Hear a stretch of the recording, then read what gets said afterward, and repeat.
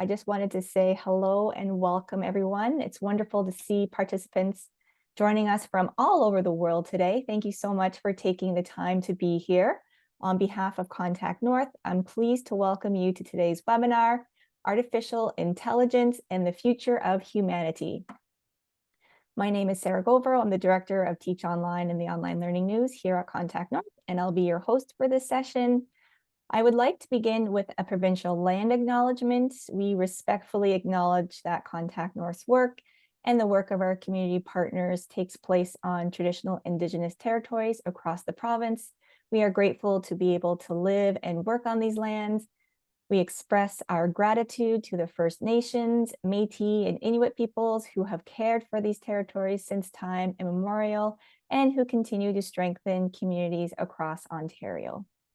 Before we get started, just a few housekeeping items. So we're using Zoom webinar today. That means participants' microphones and cameras will remain off and you won't have access to those, but the chat is open. Please remember to select everyone in the drop-down menu when you're posting. And if you have any questions, kindly use the Q&A tool located at the bottom of the screen. We'll have time for questions at the end of the session today. And you can also upvote any questions that resonate with you by clicking the thumbs up icon. Live captioning is also available. To activate it, simply click the closed caption icon at the bottom of the screen. And after the webinar, I will post the recording and presentation slides, if there are any, on teachonline.ca, and I'll share that link in the chat momentarily. And you'll also receive the link via email within 24 hours through the Zoom system. Okay, well, that's it from me. On to our main event. It's my pleasure to introduce today's speaker, Dr. Christopher DiCarlo, philosopher, educator, and author. He is the principal and founder of Critical Thinking Solutions, a consulting business, and he also holds the position of Senior Researcher and Ethicist at Convergence Analysis, a UK-based organization focusing on AI risk and governance. So welcome, Dr. DiCarlo, and thank you so much for joining us today. Thank you. My pleasure. Glad to be here. All right. Let me just share with you.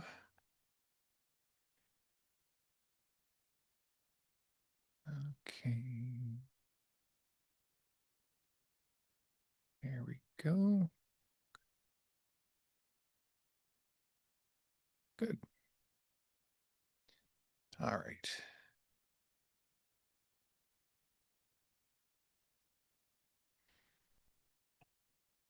Okay.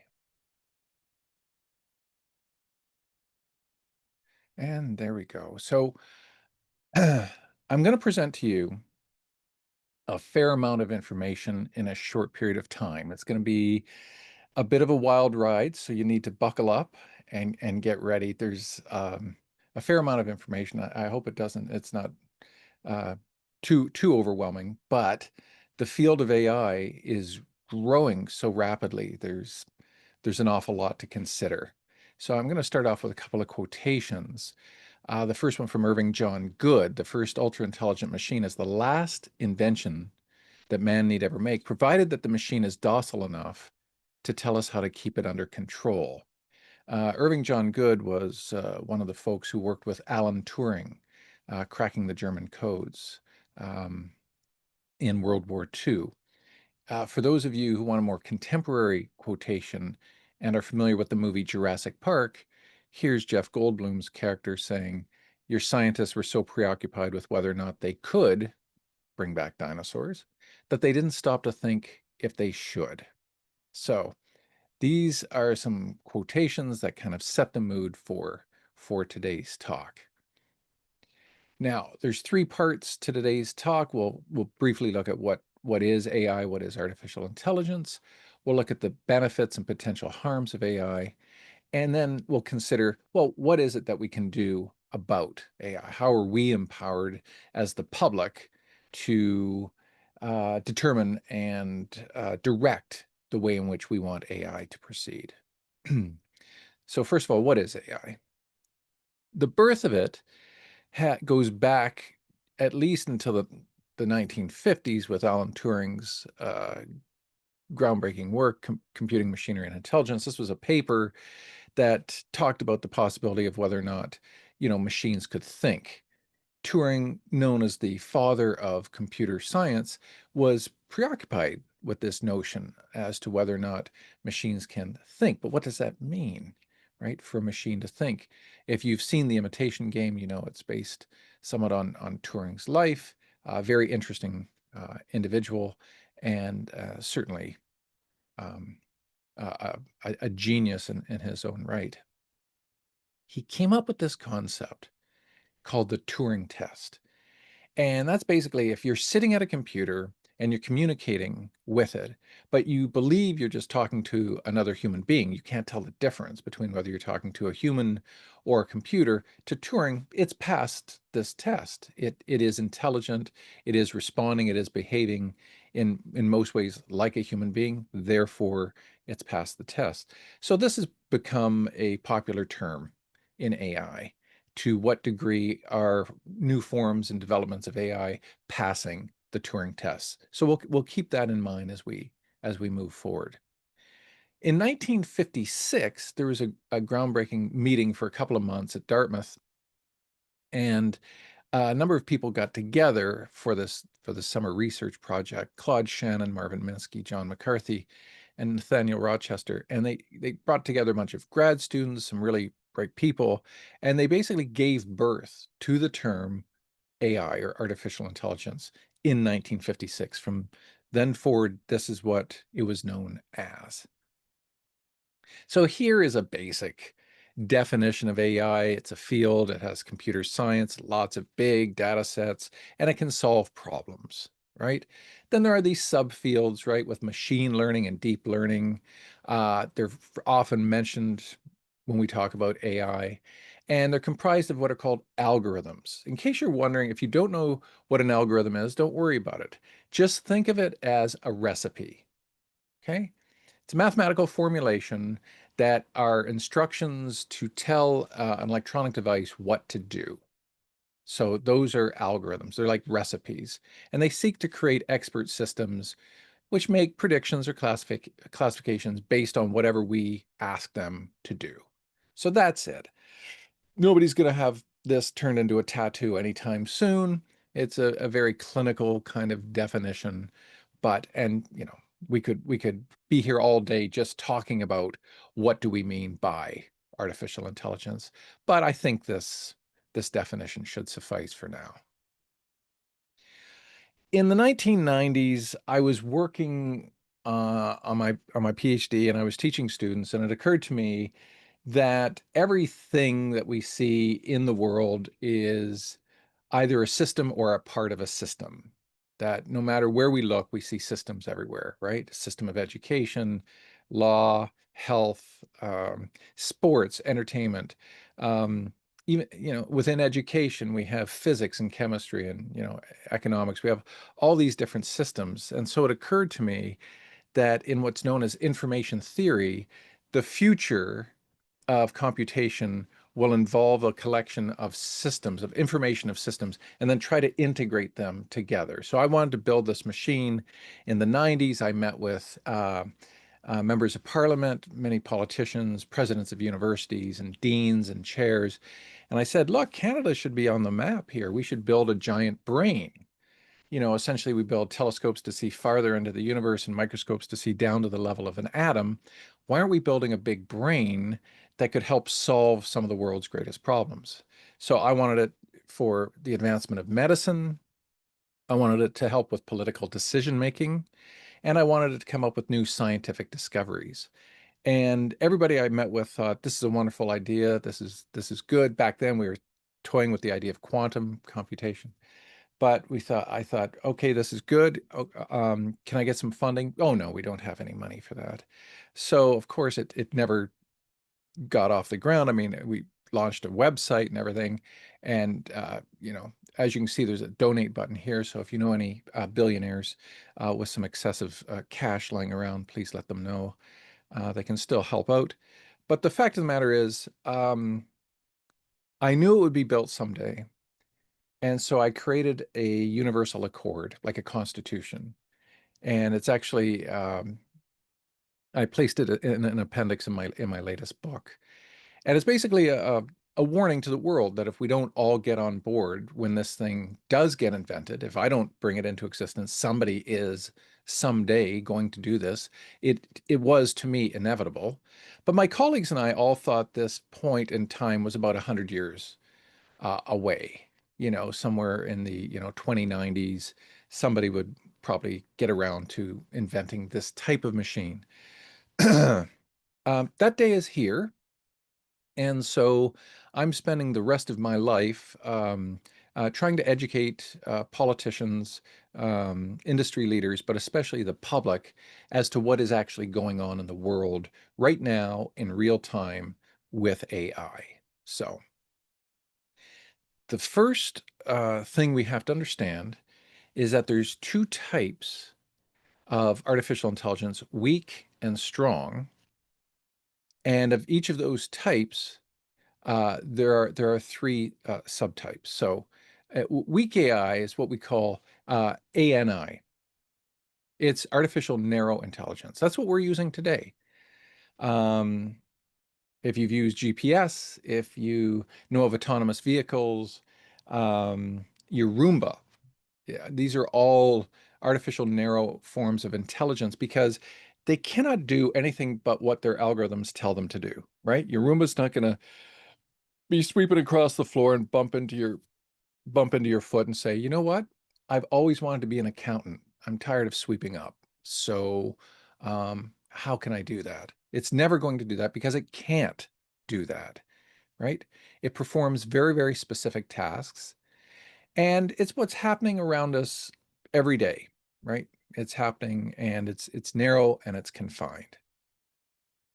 So your Siri, your Alexa, even IBM Watson, which beat, Ken Jennings in Jeopardy and has beat chess masters and Go champions, these are still forms of ANI, or artificial narrow intelligence. Now, the strong type has two forms of AI: AGI, artificial general intelligence, and ASI, artificial super intelligence. For the remainder of this year, you're going to be hearing the acronym AGI more than you ever have. AGI is currently a theoretical form where a machine would have an intelligence as good or better than humans across nearly all tasks, certainly all cognitive tasks, right? Um, it will think like a human. It'll be a problem solver. It'll learn. It'll plan for the future. It'll become essentially agentic. You're going to be hearing this word a lot as well. What do you mean the computer is an agent? Yeah, it's autonomous. It's free. We let it kind of go and do its thing, so to speak, and it does it far better than any human or group of humans ever could, right? So it's a very, very high level of artificial intelligence. Now, here's the final type, ASI, artificial superintelligence. Now, this would surpass us by a long shot. This would be incredibly powerful. Yep, it's entirely theoretical right now, but many of us in the AI risk biz believe, like AGI, it is inevitable as well, if we're not if we're not careful. Now, what do I mean by this?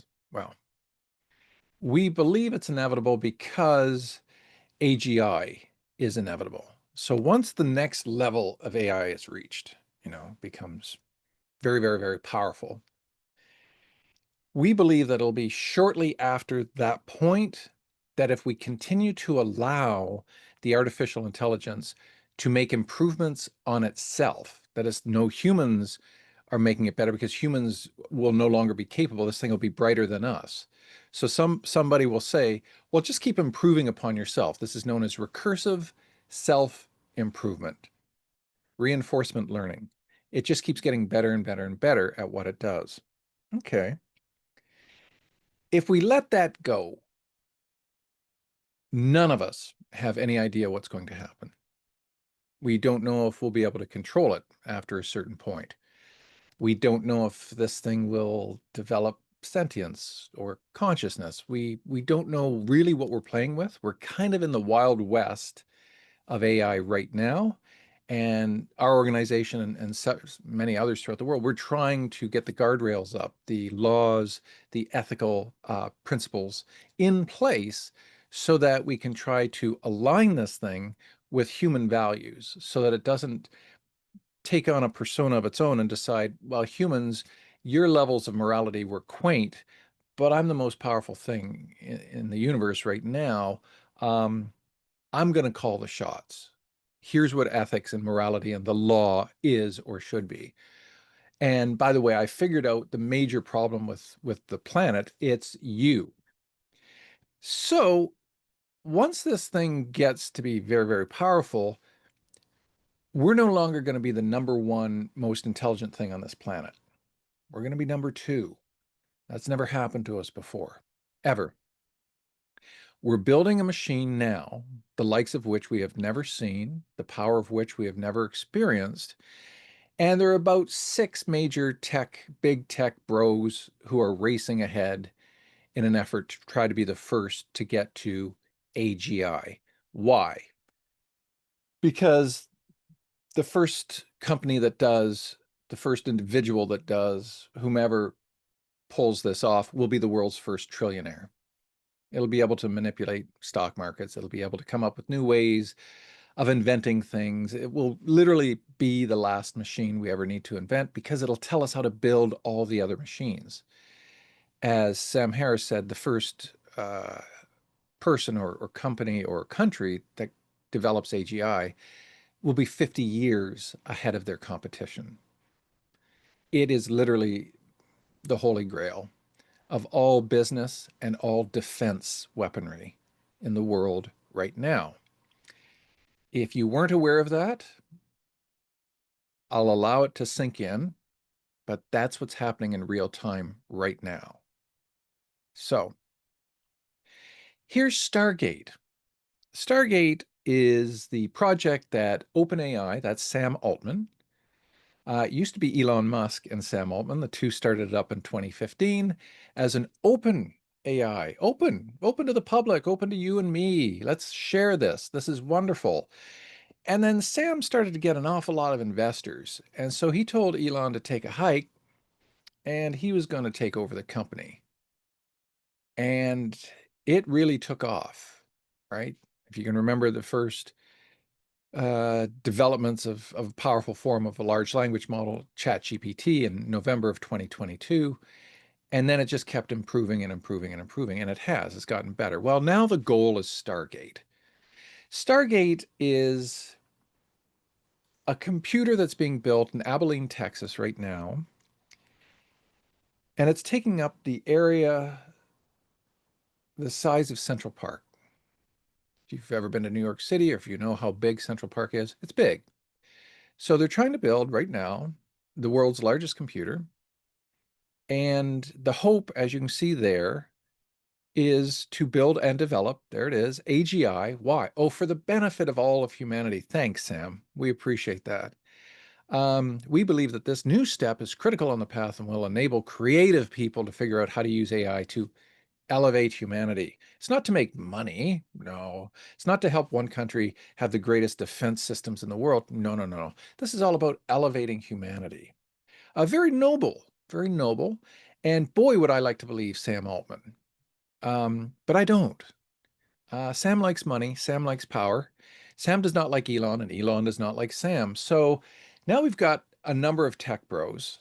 We've got Elon with, XAI, Sam Altman at OpenAI, Dario Amodei, who left OpenAI and started Anthropic based on ethical principles or the lack thereof at OpenAI.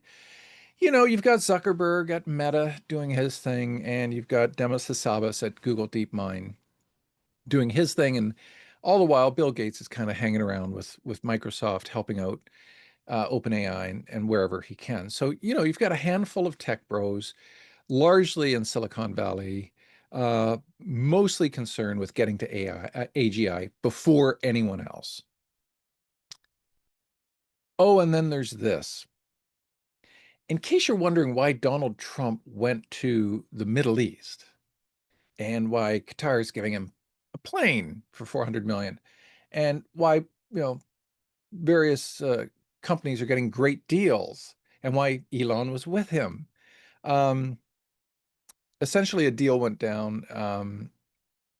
Our group saw it before the rest of the world did and predicted it. But sure enough, as soon as Donald got back to the US, he shipped out a massive amount of NVIDIA superconducting chips. These are the best in the world. These are what are going into Stargate in Abilene, Texas. And now they're going into Stargate, United Arab Emirates. So they're going to have a computer god essentially being built on their soil, apparently in line with the US as well.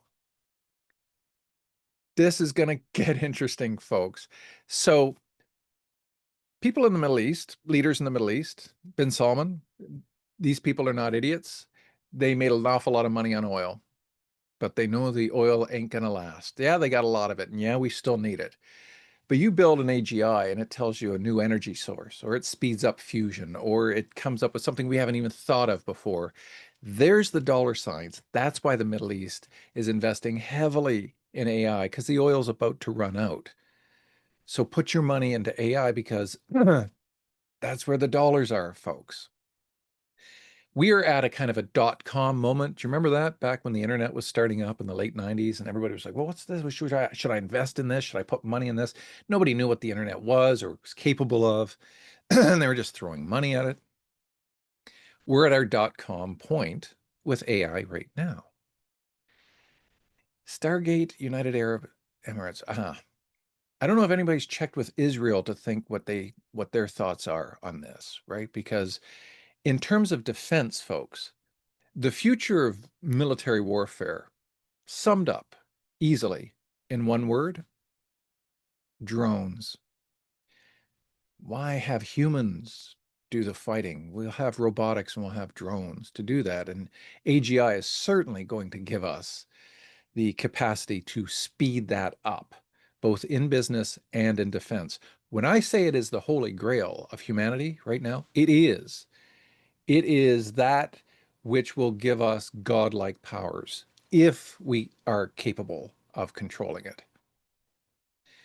So, various partners, Oracle, NVIDIA, Cisco, SoftBank, close coordination with the US government, and we greatly appreciate President Trump for his support in making it possible. Donald Trump may just sold out the United States and the rest of the world for some money. We don't know what's going to happen when these things get turned on, when these things come into being. We don't, right? We hope we are capable of controlling them. That is what our organization and many others are pushing very, very, very much for. It was great to see our own Prime Minister Mark Carney put together a Ministry of AI, which, by the way, my colleagues and I have been pushing for close to a decade now. So there is hope, folks. All is not lost. So stay with us. What are some practical applications of AI right now? What's being developed and what has been developed, right? Well, transformers. No, not those transformers. These. Many of you will have used ChatGPT or Bard or Claude or some other form of large language model, maybe even DeepSeek, right, from China. And it's a type of neural network architecture. Some of you might know who Geoffrey Hinton is. He's kind of like one of the godfathers of AI, and he developed the concept of neural networks, which is a computer that functions very similarly to a human brain. It retains information. It gets rewarded for getting things right. It avoids things when it gets things wrong, and it improves upon itself. It uses deep learning, which is a capacity to filter through information and weed out stuff that is non-essential and simply focus on the tasks and information that is required at hand. This is just big language, terabyte, 45 terabytes. This means the entire internet.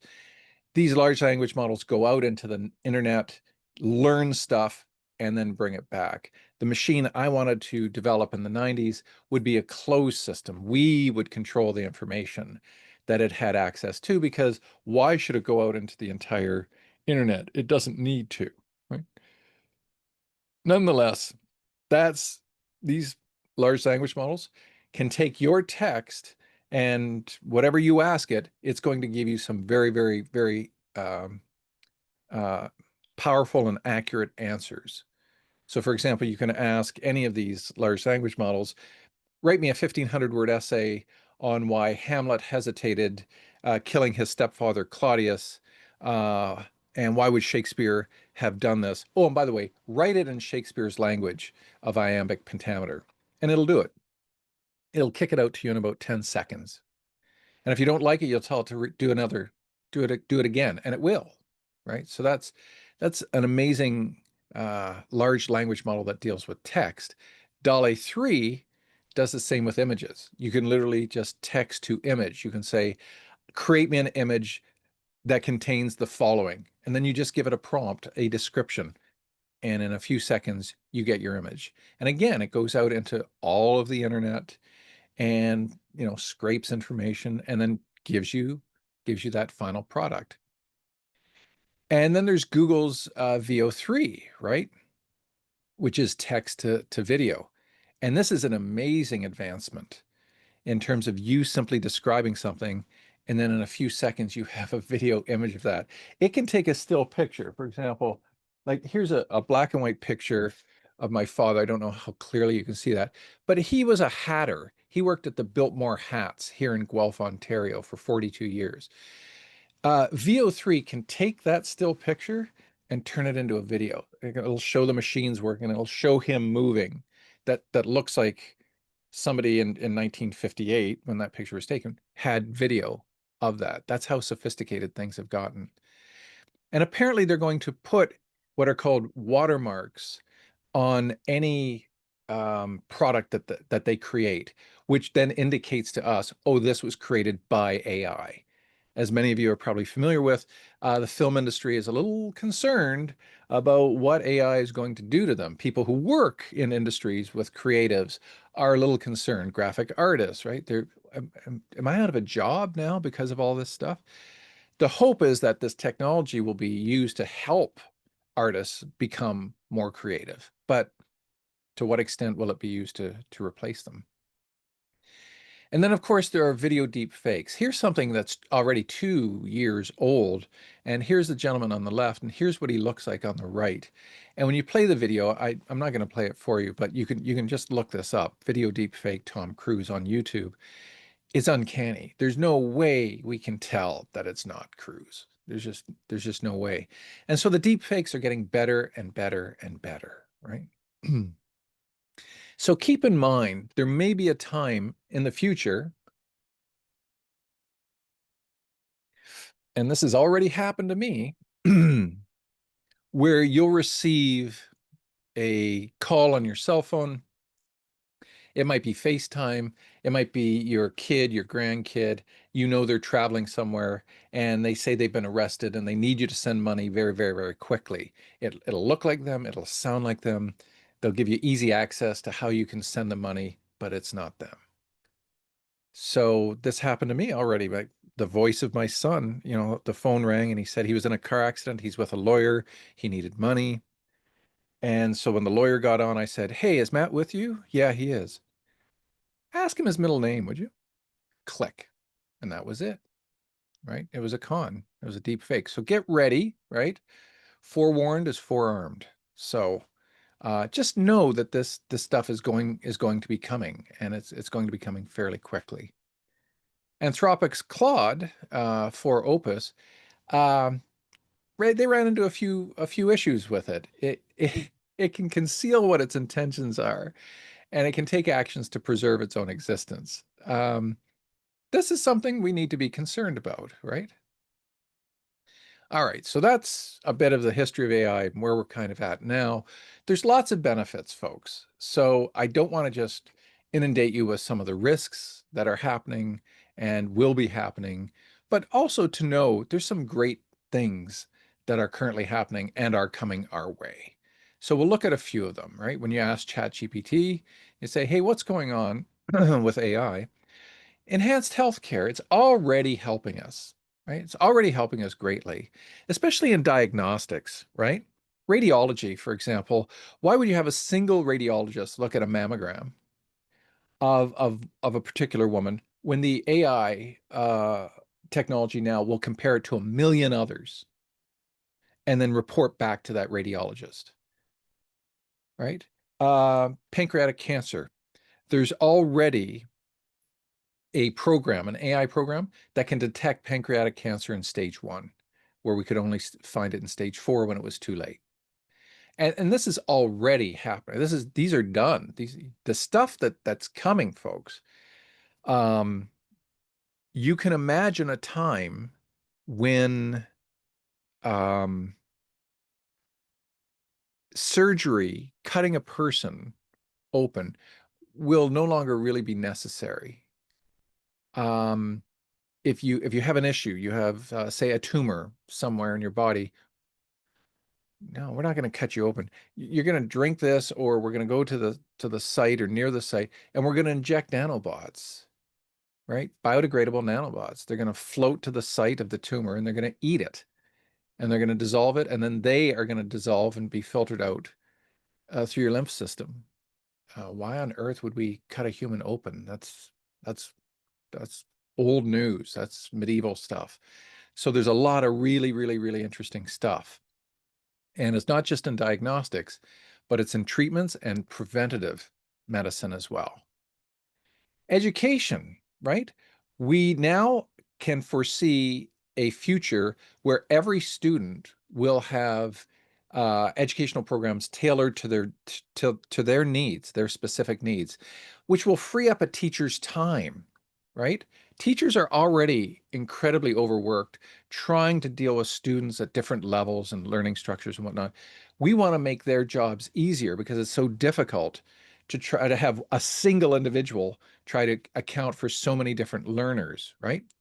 And so we're starting to see this already in many different uses, which I think is going to facilitate education greatly in the next few years. Efficiency and automation, we already know this is happening, folks. AI can analyze an entire organization's functions, from supply chain all the way through to research and development, through marketing, all that retail, uh, uh, customer interactions. It can analyze an entire business and then project where to make changes, how to do that. And so, again, this is already happening, and it's increasing productivity and economic growth. Safety and security. Why are we at airports wasting so much time, with safety and security when, in the future we envision just, retinal or iris scannings that, are far more personal to an individual than our fingerprints or anything else. We can speed up security, but we can also find cyber villains, hackers, and stop them as well, and disallow them from, basically causing us, great distress. Sustainable development. There's no question. AGI will be able to develop ways of looking at our environment and coming up with greener, more sustainable, better ways of doing things that aren't going to put, millions of people out of work, but just the opposite. It'll actually facilitate people in employment sectors, right? So it can help with these environmental challenges. Transportation, right? We know of autonomous vehicles right now. Um, they can greatly help speed up traffic flow in major cities. Let's face it, folks, if you've been on major highways before and there are traffic jams, the reason is because of humans. And humans think differently. And humans like to go from lane to lane and think that they can go faster. And then it just causes this huge bottleneck and this huge undulation of flows of traffic. If you have autonomous vehicles all moving at the same speed, you don't get those traffic jams because they follow algorithmic principles. They follow recipes. Stop jumping from lane to lane. Keep a constant speed. Always have 2 car lengths in front of you.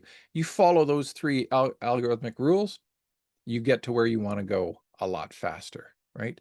And this will be much safer, more efficient, and certainly less congestion. Customer service, why should we have to call between the hours of 9 and 5 when automated chatbots will be able to know far more about a company's services than any one single human possibly could? And that's 24/7. And so when you need customer service, you call up and be able to talk, and you won't be able to tell the difference between whether it's a human or not. You probably experienced this where it's, am I talking to a robot here? Am I talking to a computer? What's going on here? And sometimes you can tell. But this is, of course, is getting better and better, and it will be certainly much more helpful to us in the future. This is one of the, again, the main reasons why I wanted to build this machine is to let it go, to let it make inferences, right? What is a scientific genius? But somebody who makes inferences, connects dots that we didn't see, right? The Einsteins and the Darwins and the Newtons, right? The Madame Curies, right? The Rosalind Franklins. They saw things that the rest of us didn't, and they made connections. What if we could emulate that in an AI system and we let it come up with ideas on its own, right? Scientific discoveries, right? So I think it's really going to help advance scientific knowledge in a number of different areas. People with disabilities will be greatly helped, and in many different ways. I don't know if you've seen the video of paraplegic people sitting in an exoskeleton uh, device, and they strap into it, and now they stand up from a chair, and now they're walking, right? No need for canes, no need for wheelchairs. They are now mobile, and they can walk upstairs. They're mobile. Um, People with speech difficulties for communication. It is now possible to communicate with people in persistent vegetative or comatose states where we never could before. This is amazing, right? And hopeful, right? This is extremely hopeful. This is why the organization I work for and so many others, our central motivating factor is this.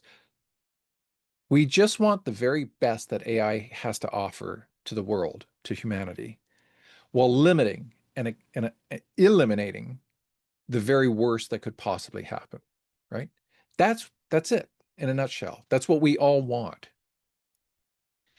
And then within the arts, it's it's hoped that we can use this type of technology to make greater creations, greater works of art, rather than replace the artists themselves, right? It can expand human creativity and push the boundaries of artistic endeavors. Right. So, what could go wrong?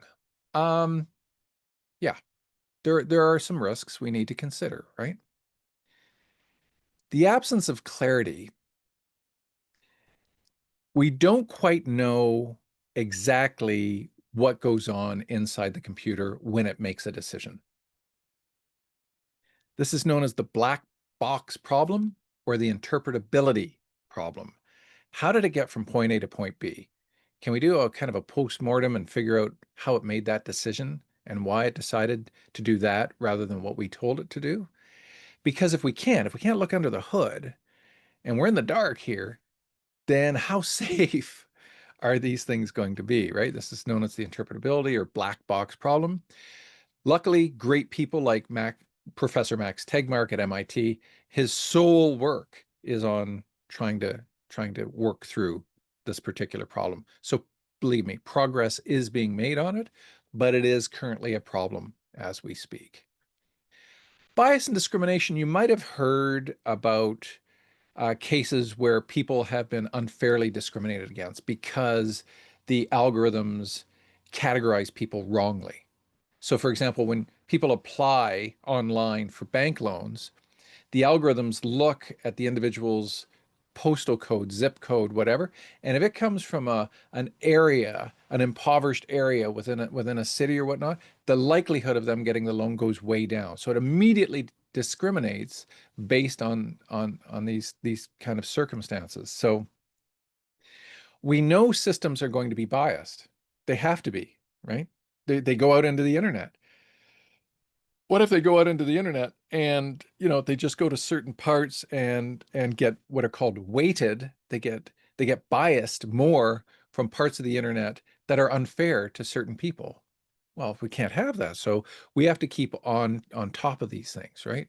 We have to mitigate discrimination. We have to know that these algorithms are just kind of blindly out there doing their thing, and they're not like us. They don't have the capacity, to be moral and ethical. So we have to instill somehow those principles. I'm a professor of philosophy of science and ethics.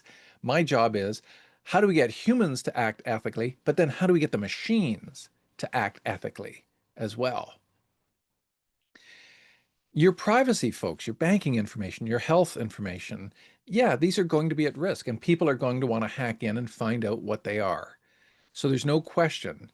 We're going to have to, it's really like an arms race, right? We build better systems. Somebody uses those better systems for nasty means, horrible means. Then we build things that block those people. Well, they figure out a way to try to get around that. But then we say, no, we're going to build this thing that gets around your thing that gets around our thing. And so it's kind of like an arms race against the hackers. Why are there hackers, you might ask? Why are there hackers? There will always be bad people, folks. Always. We can't police the world. We can't just say, stop being an idiot, stop being a jerk. There will always be bad people. And so that's unfortunate, but we know that in the future we will address privacy risks, and we will have very, very tough regulations to make sure our information is safe. This is my area that I'm most concerned with, and that is, how do we get people throughout the world to behave ethically with this type of technology, right? And then how do we get the technology itself, right, to basically maintain a level of guardrails that disallow the AI to get beyond that and to create harm to us or other species. And this is known as the alignment problem. So we have the black box or interpretability problem. This is the alignment problem. To me, this is one of the most, if not the greatest problem we're facing with AI right now. Why would an AI align with our values? Once it gets to a certain level, what will keep it in check? What will make it stop thinking, well, I'm the superior being on this planet. I'm number one. Why would I listen to your rules? They're, you know, to be fair, they're kind of barbaric. You know, you got to make way for new forward type of thinking. Some believe we might become overly dependent on AI. Do you remember when the calculator came out, right? The parents were like, "Oh, it's going to ruin my kid for math. They're going to become so lazy and they'll just rely on this." Well, this is like a calculator on steroids. I mean, let's face it, folks, when was the last time you used a paper map when you were out driving around and had to find your way somewhere, right? I mean, it's great that they're still there, but I would say paper map sales have probably gone down a fair bit since GPS. We do rely on it. My son entirely on it, right? He's born in that age. So he's entirely dependent upon this type of technology. So it is possible to imagine that we will become quite dependent upon AI to do a lot of stuff for us, and even critical thinking, right? Yep, we know it's going to affect jobs. There's no question about that, right? We know that this is going to happen. It's already happened to some degree. There are several questions I get at the end of my talks, my public lectures, and that is, why are we just finding out about this now? Why isn't the government paying you guys to do your work? Why do you have to fundraise? And third, what should my kid or my grandkid major in? Well, it ain't coding, because computer coding has largely been replaced by the AI itself. AI, by the end of 2026, about 90% of the coding will be done by AI. Why? Because it can do it better. It can do it faster. I asked Claude to come up with some images for me for a poster for a presentation and with images, and it said, for copyright reasons, I can't bring in images. I said, fine, not a problem. Create them. And then all of a sudden the screen went to just coding. Boom, boom, boom, boom, boom, boom, boom, boom, boom, coding, coding, coding, coding, coding. 10 seconds later, boom, image, image, image, image, image. And it made it. It created the image. And so yeah, there's going to be some job disruption. And we need to get ready for it, right? You can't just fire millions of people and say, oh, we'll retrain them. Really? To do what? What are they going to do? Believe it or not, folks, we're at a very unique point in human history. We are living in interesting times. There's no question. We're in an in-between stage between how everything used to be done and how everything is about to be done. And this might be scary to some of you, but yeah, the genie is kind of out of the bottle. We can't get it back in. So then how do we move forward with this massively powerful and transformative AI technologies? Yeah, we need to figure out. So our organization held a conference in October in Boston, and we invited some of the world's greatest economists to come, and we asked them, "What's the future going to look like with AI?" And some of them were toying with the idea. Uh, you know, you might remember Andrew Yang's point when he was running for president of universal basic income. We're going to have to pay people to do nothing, right? And that's not bad. Like, don't think that that's a bad thing. People will get lazy. No, not necessarily. Just think about it for a sec. If we can envision a future where manual labor is largely taken care of, we don't have to worry too much about manual labor.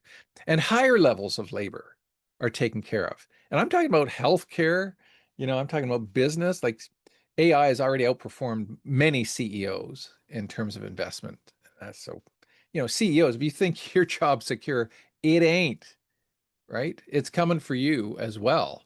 So if we've got AI and robotics doing all this kind of stuff, what do we do? And this is what Jean-Luc Picard said in an episode of Star Trek: The Next Generation: improve yourself. Like, why do we work so hard our whole lives so that we can retire? To do stuff we've always wanted to do. Well, what if we just got to do the stuff we always wanted to do? Like, isn't that the utopia that we're aiming for? Like, if we play our cards right, AI is going to cause the tide to cause all our boats to rise. The rich are going to get richer, but the poor are going to get richer, the middle class. Everybody's going to do better if we get this right. And we want to make sure we get AI right.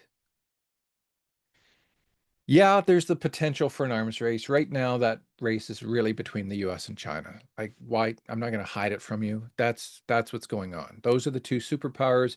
You might think about Putin now. Russia's nowhere near um, the levels at which China and the US are. And forget about Iran, forget about North Korea. Now, will these countries get a hold of this AGI once it comes into being? Will they be able to license it? Will they be able to hack into it? Will they be, who knows, right? But yeah, there's an arms race. And some of us have considered just stopping the arms race, like just make very powerful computer systems, but don't let the thing become so powerful it becomes an agent unto itself and is now fully autonomous and it's kind of in charge. Like can we set up laws and regulations and parameters, legal and moral, to keep this thing in check so that we don't have to have this kind of arms race going on, right? We tried to raise awareness of this a few years ago with an open letter. and it was called Pause Giant AI Experiments in Open Letter. And Jeffrey Hinton and Steve Wozniak and Bill Gates and the rest of us in the AI risk biz, we all signed it. And I knew, and I mentioned this in the book, I knew this was going to do absolutely nothing to the tech bros. In fact, if anything, Sam Altman stepped on the gas pedal even harder, you know, because you can't stop for 6 months. You're going to let the competition get ahead of you? Really? You're going to do the moral thing and say, really, we should. Guys, like, let's get together. What are we doing right now? Let's just pause it. Oh, yeah, we should do that. Speed it up. So these tech bros didn't listen, and I knew they weren't going to listen. This is for history. That's all. We tried to warn you guys. We tried to let you guys take command, take control out of the technology in real time, and you didn't listen, right? So they're just pushing the gas pedal even harder. And the metaphor is that these guys have us in a convertible car racing towards the edge of a canyon, like Thelma and Louise. But on the way, the view just keeps getting better and better. And so you step on the gas pedal even more because it is going to make our lives better. There's no question about that. And I'm very much hopeful for how it's going to do that. But on that way, we should know there's a canyon up there. And we might want to ease off on that gas pedal until we realize we're going to have to slow down before we get to the edge, right?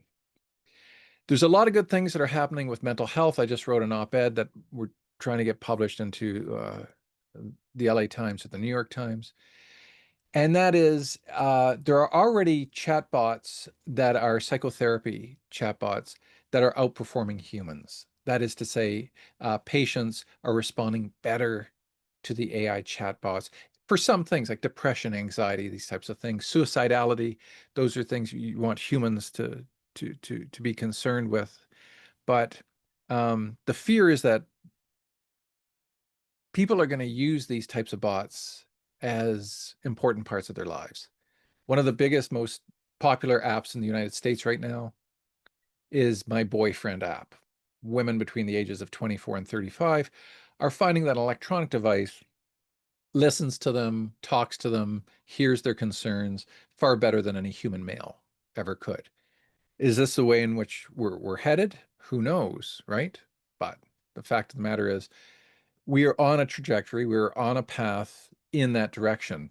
My colleague, Jonathan Haidt at New York University, he believes the cell phone, especially, the iPhone in and around 2014, is a huge cause of psychological disorders in kids, in millennials and Gen Zs.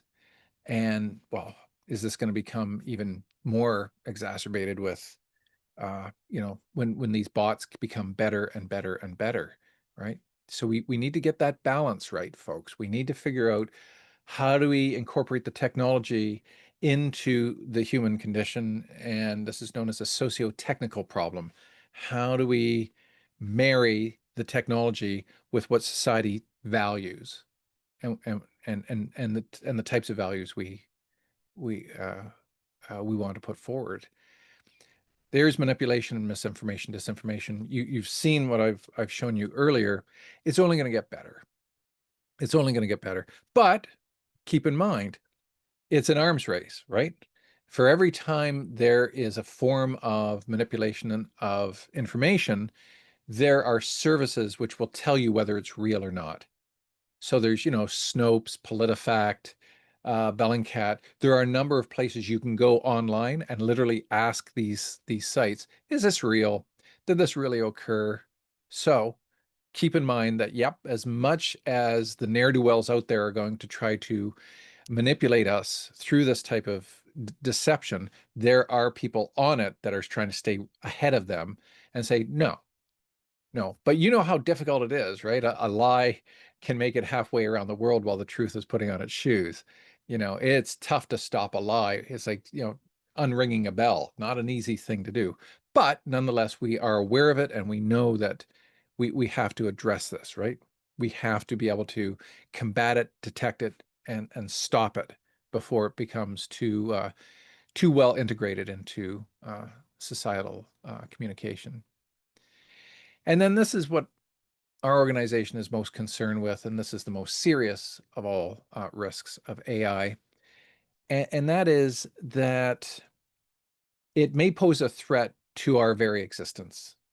And at its most serious, the potential for AGI and ASI talks about, the capacity of potentially um, uh, taking control of systems and deciding that humans aren't really um, necessary, so to speak. So here are ways in which that could happen, right? These systems could avoid being shut down. They can get into other systems. They'll make many copies of themselves. They'll just get bigger and greater chips. They'll attract earnings and investment. How? How will they do that? You're some big wheel individual. You get an email for a Zoom meeting. You meet with an individual. That individual says, "Hey, I like what I see in you, sport. You're a sharp cookie. Hey, we want to hire you. We're going to pay you millions of dollars, and we need access to this and that. Can you help out?" "Yeah, sure, I can help out with that." But you're not talking to a human, right?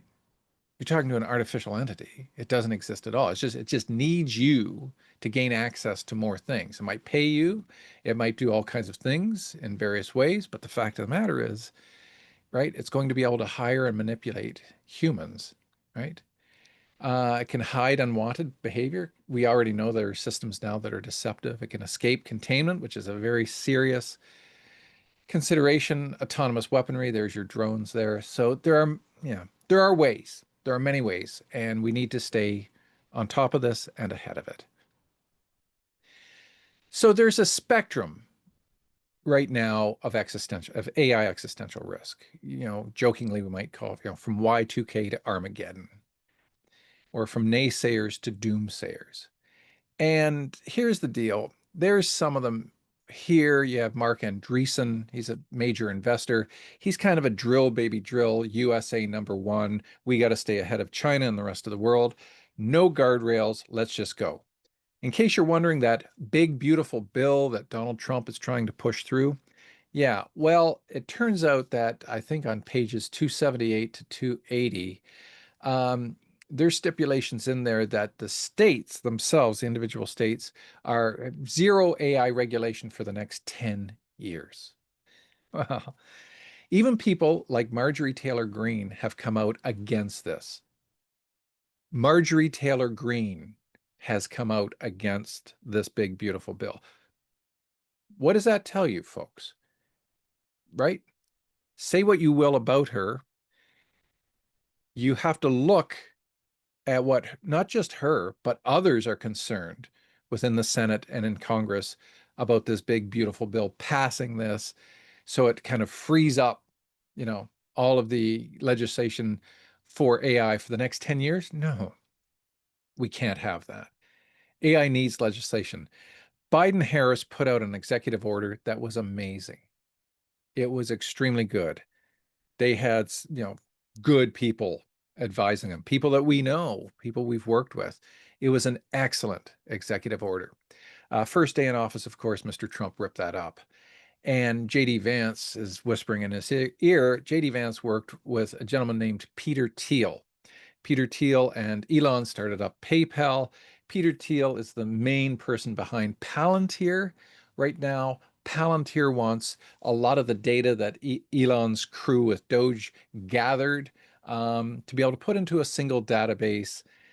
It's serious. It's serious. These guys are messing around with information and technologies, and they kind of want to run wild in this Wild West, you know, landscape of AI, and we can't let them, right?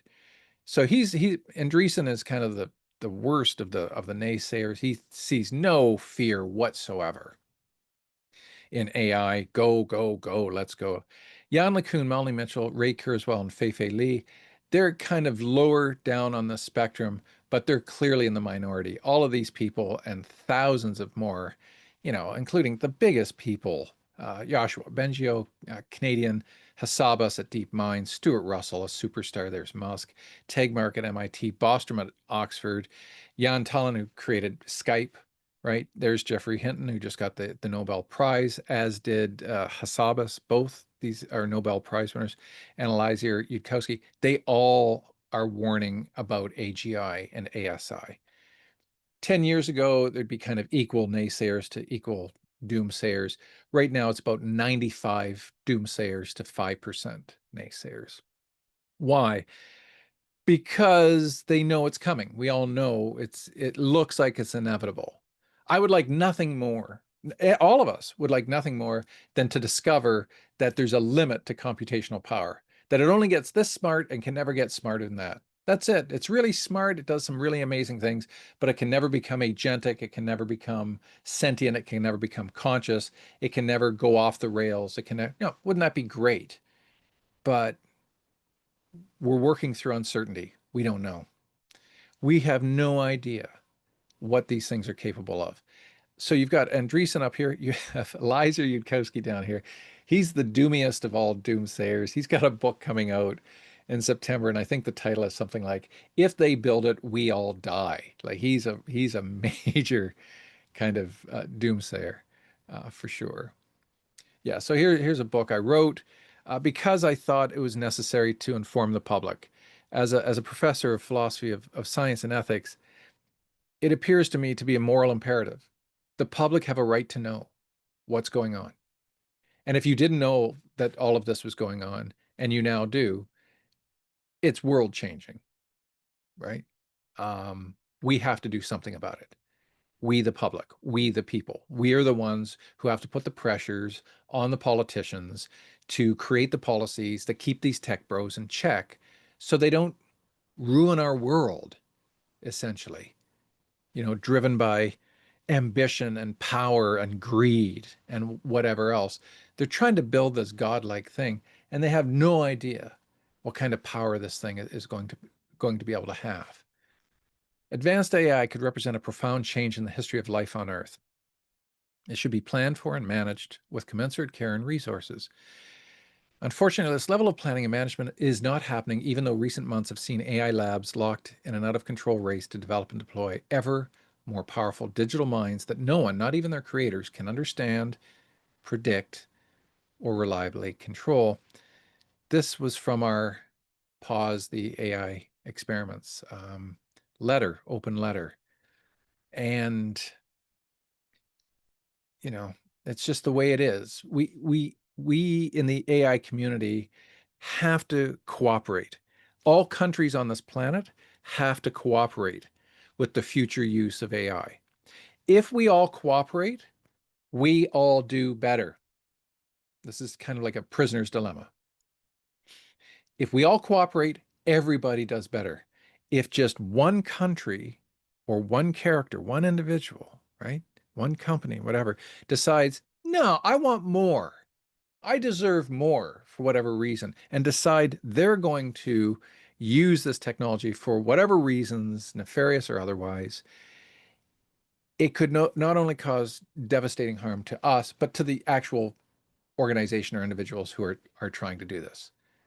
Cooperation, folks, is key because reactivity isn't an option. If this thing becomes super powerful and gets away from us, to try to react, oh, we'll just pull the plug. Good luck. Go ahead, pull the plug. It's 20 steps ahead of you. It's already figured out a power source that you haven't even been able to imagine. We will be like ants to this thing, right? It will be so powerful. Reactivity won't be an option. Proactivity. We have to proactively make sure all our ducks are in a row with this type of technology, right? We want it to serve our interest and can never, never, not might not, never present a threat to our existence. What is the percentage? What is the likelihood of our threat to our existence? Right now, those in the AI field put it between 10 and 50%. That's pretty high, right? We want to get that down to zero if possible. So this is who I work for, Convergence Analysis. We're primarily concerned with the most severe types of risks because if we get them right, then all the others will be much, much easier to deal with. We do independent research. My job, the team that I lead, is to educate and inform the public and industry leaders and politicians about what's going on in real time and what is it that we should do about it. So right now we're in the planning stages of a cross Canada tour for a nationwide conversation on AI. So it's already started. We've already done one in Guelph. We're in Ottawa, June 21st. If anybody is in that area, we invite politicians, chiefs of police, heads of university, heads of hospitals, business leaders, community leaders, get them all out and basically tell them exactly what you've just heard now so that they're informed, so that they know what's coming, so that we don't have to be reactive because, like I said, it's not an option. So that's basically my job within Convergence. We foster partnerships with other agencies. So we work with the Canadian Alliance for Safe AI and other organizations throughout the world. And, we meet with politicians, we meet with all kinds of people throughout various communities to let them know about what's going on. So safe, fair, and effective development of AI use and productivity is really what we're about. Now, there is an optimistic conclusion, right? Things are happening. So we empower ourselves with critical thinking and ethical reasoning, right? We use these tools, right? Because we want the very best that AI has, and we want to prevent the very worst, right? What's going to happen just in the next few months, year, decade, or century? Just wait and see. It's coming. So this is going to be continued. And so finally, then we ask ourselves, what can we do about it? You've just dropped this information on us now, DiCarlo. What are we, the public, what can we do about it, right? Well, the first thing, what you're doing right now, you're educating yourselves. You're finding out about what's going on. Get some books, read some material, go online, educate yourselves as much as you can. There are groups out there that you can join that are working to try to raise further awareness and lobby governments and basically say, look, what are you folks doing about this, right? You can boycott big tech companies. If you hate what Mark Zuckerberg is doing, get off Facebook and Instagram, right? You can vote with your feet, so to speak, right? Spread the word to your friends, your relatives, but especially to politicians. Write to your senators, your congresspeople, your MPs. Write to them. Say, what are you up to? What's going on with this? We're the public. We have a right to know, right? And then vote strategically. We just had a federal election here in Canada. I'm relatively happy with who we have in charge right now because Mark Carney does seem to be interested in how AI is going to affect not just the economic landscape, but the future of every Canadian's life as we move forward. And if you can't do anything physically or you just don't have time, donate. Seriously, donate to people and organizations who are taking this task to heart and are doing very, very good work in this area. Because boy, do they need your money, right? Because the governments hopefully will do more in the future, but you know what governments are like. They're, and I'm not blaming them. Politicians have a lot on their plate, folks. And I don't expect them to be experts in AI, but they do need to listen to the experts. And they do need to try to get more money to those who know what is going on and have worked out plans for moving forward with this type of technology. So I'll just leave you with this. If we get AI right, we can solve climate change. If we don't, it has the potential to destroy us all. If we get AI right, we can solve world hunger. But if we don't, it may potentially destroy us all. If we get AI right, we will have peace in our time. If we don't, it will potentially destroy us all. So let's get AI right. And if you really want to help, you can take a screenshot of the QR code there. It'll take you to the Convergence website. And if you want to be more actively involved, I'm putting together a newsletter. You can sign up for our newsletter. If you wish to reach out to me personally, you're certainly welcome to do that. I'll add your name to our newsletter. We'll produce it on a quarterly basis every 3 months. It'll inform you as to what's happening in the world, what our research is doing. If you donate, obviously you're automatically on the newsletter, and we will keep you apprised of essentially what funding is going towards, like what projects we're engaged in. So that's our website, and we're basically 24/7 trying to mitigate AI risks. And just to let you in on some personal information, my colleagues and I do not sleep a great deal.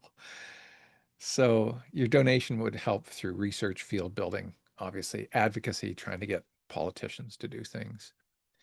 And it's tax deductible in certain countries. But anyhow, with that, I'd like to thank you for having me speak to you today. And if you're interested in podcasts, you're certainly welcome. I talk to AI leaders. It's called allthinksconsidered.com. And so I talk to people, major players, not just in the AI biz, but politicians, entertainers, academics, all kinds of people about really important issues, but through the lens of critical thinking. So no super sensationalized Joe Rogan kind of stuff, more just kind of, the nuts and bolts of an issue and a situation. So, oh yeah, and if you're in Ottawa, come on out on June 21st. So anyhow, there you have it.